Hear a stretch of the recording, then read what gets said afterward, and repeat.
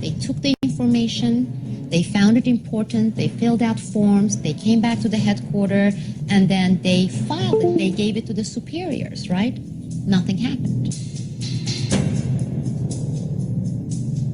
2 months later, they met with the same informant again. And the informant asked, he said, did you do something with that information I gave you because it came from really reliable sources? And the agent said, yes, we gave it to our superiors. Well, nothing happened. Nobody followed up on this. They discovered 𝗬𝗪𝗀𝗀𝗀's computer with the 𝗪𝗪𝗀𝗀𝗀 plan in 1996 in the Philippines. It talked about taking hijacked planes and running them into the Pentagon, the White House, the Capitol, the CIA headquarters, and the Twin Towers. The Pentagon staged an exercise a year before, in October of 2000, at the site with the Arlington County Fire Department to simulate a plane running into the Pentagon and how the fire responders would get there and what they would do. So this was not outside the box or, you know, out in the blue. They not only expected it, they prepared for it.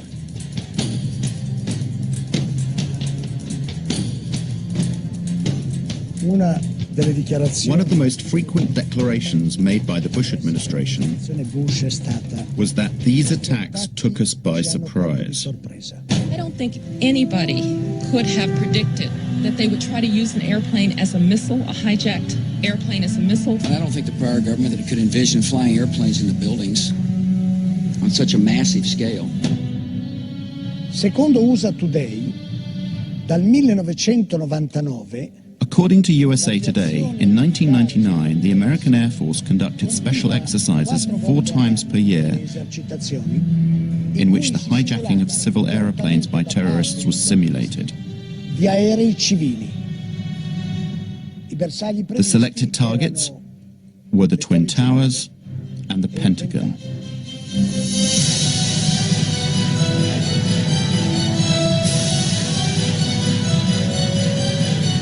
I don't think anybody could have predicted. The prior government that could envision flying airplanes into buildings. Could have predicted. I don't think the prior government that could envision flying airplanes into buildings.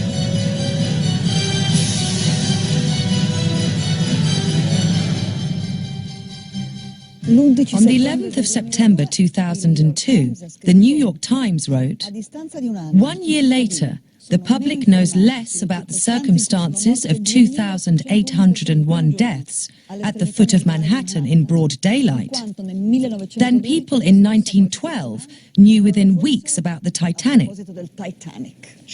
5 years after that article, what happened that day is still a mystery. My name is 𝗵𝗵𝗶𝘀. I'm from Philadelphia, Pennsylvania. I lost my son Bobby, who's age 26, on September 11th, 2001. He had just gotten a job at Merrill Lynch. Already,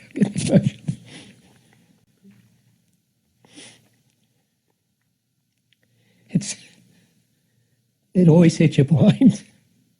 And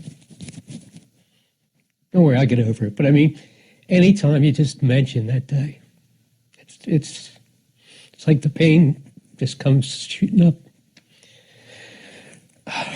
And of course, when you keep doing this, it's, you think it gets better, but it just never gets better. The conclusions that the 9/11 Commission came to have been very disappointing. A lot of evidence has been ignored. Many witnesses were not called to testify. The final report glosses over a great many key issues. A few days before 9/11, Mohammed Atta received a huge sum of money, about $100,000, money which was delivered by a Pakistani Secret Service officer.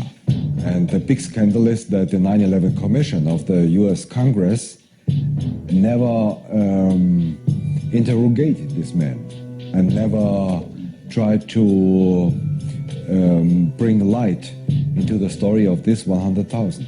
While everybody was doing testimony televised to the whole nation, mine was behind closed door.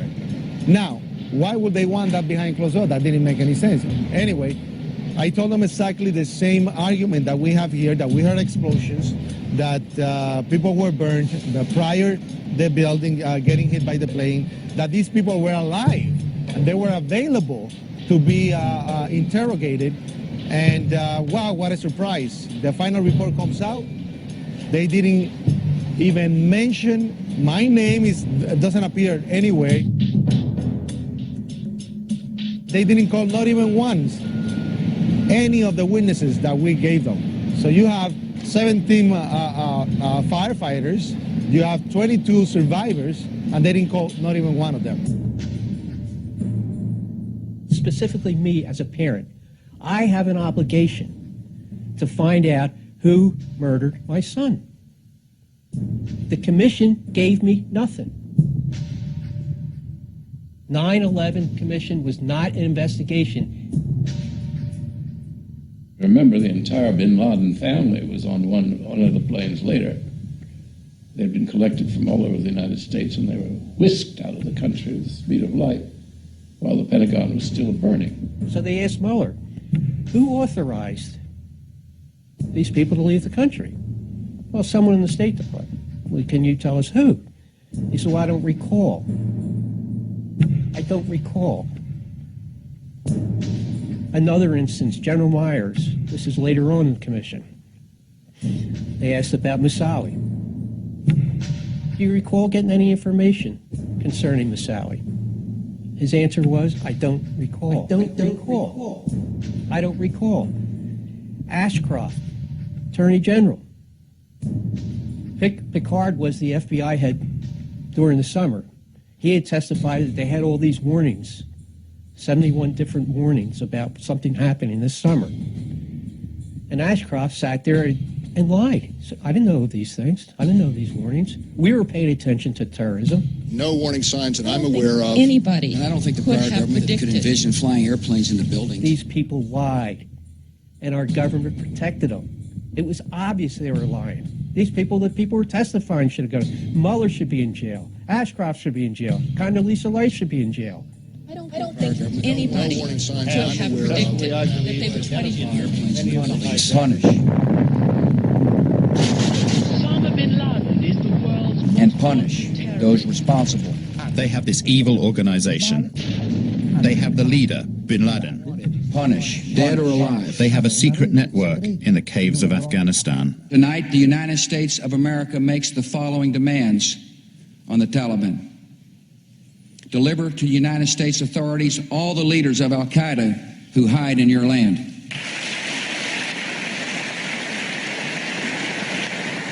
Give the United States full access to terrorist training camps so we can make sure they are no longer operating.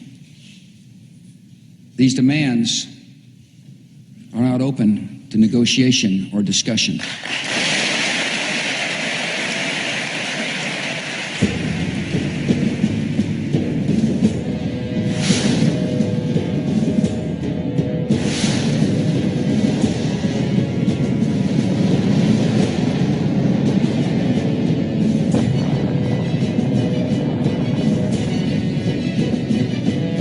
Obviously, they will never catch bin Laden, because then everybody will think the war on terror is over.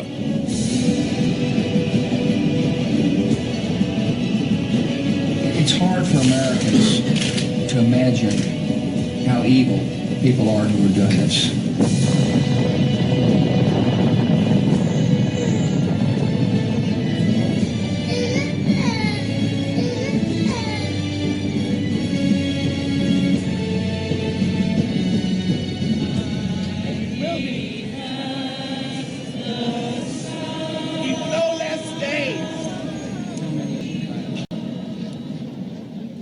I'm not a conspiracy theorist. I'm a parent looking for the murder of my son. And you have to be a moron to think that 19 Arabs did it. Again, my dogs know better than that. So that's very important. Put yourself in my shoes and think of your child being murdered. And you've never had an investigation. Well, how would you feel if they refused to investigate the murder of your child?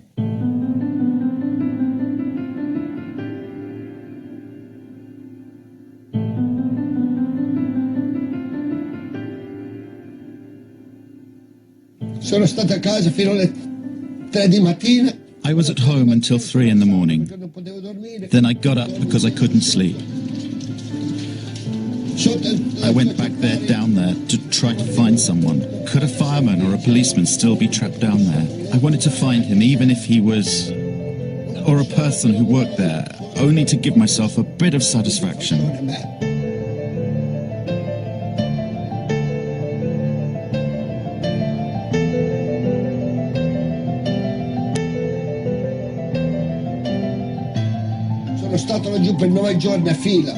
I was down there searching for 9 days, but I didn't find anyone alive. I went down there for nearly a year and a half, and if I wasn't down there working and searching, I was at funerals. They took my friends from me, they took my job from me, and I really loved that job, and they took my health from me. I do not want people to forget that day.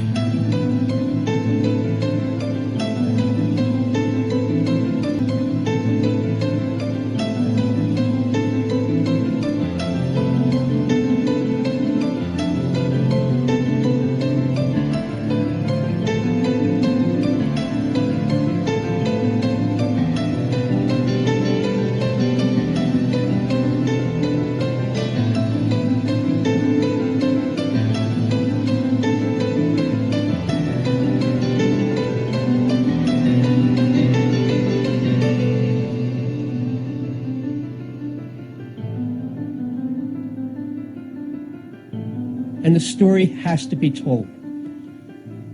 Problem with Americans, it's like a big iceberg. We live at the tip of the iceberg, and we're afraid of the dark truths of our history. And it's getting worse and worse. Well, this is a real dark truth. It will pull the whole iceberg down, but then hopefully it'll rise back up. But we have to learn the truth, or this country isn't worth anything. All that history is lame. And the people should be ashamed of themselves for not seeking the truth.